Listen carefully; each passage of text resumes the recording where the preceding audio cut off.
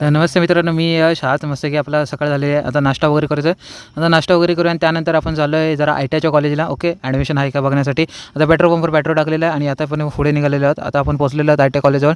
आता इथून आपण चाललो सिद्धेश्वर बघण्यासाठी. आता खालतून बघतो सिद्धेश्वर.